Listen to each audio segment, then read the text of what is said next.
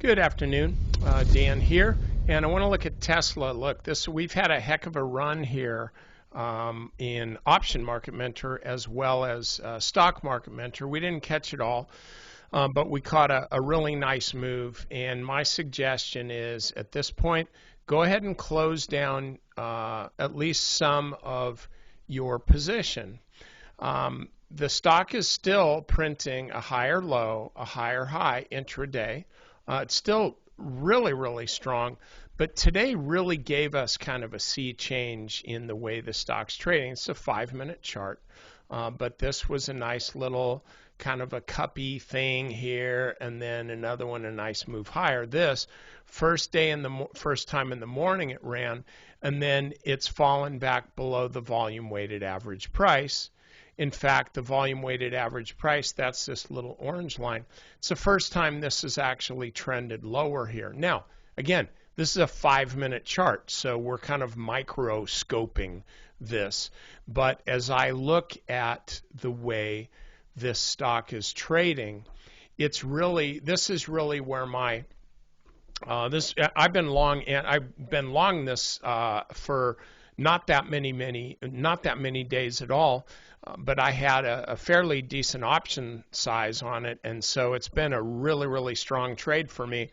I'm out of it, and I was actually short it for a while today, but it was a short-term trade after it had broken 1,000, and this is 1,000 here. And so you can see how short that was. It was very, very brief, and it was with put options because on the stock side, you're not going to make that much money. But just buying puts that literally expire on Friday, you're not going to have to pay much for them, but you also need to be mindful that it has to be a short-term trade. If the stock doesn't work for you, then you got to ditch it. I got what I expected, which was a very small profit. But the point is, you can go long and short on this, but right now I just think it's risky to be either way. Certainly it's risky to be short. I think Tesla's killed a lot of bears. Frankly, put Tesla bears on the endangered species list, I think.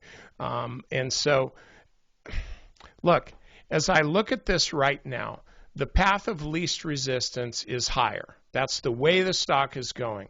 However, the path lower isn't really as hard as it has been over the last several days, and so, or I should just say today, over the last several time frames I've looked at.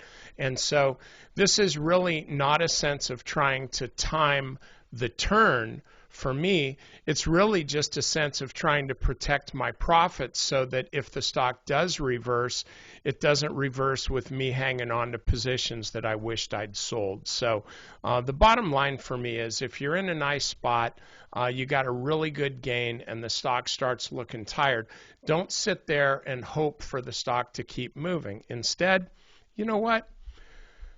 Just take your profits and wait for the next one, okay? All right, that's it. I'll talk to you later.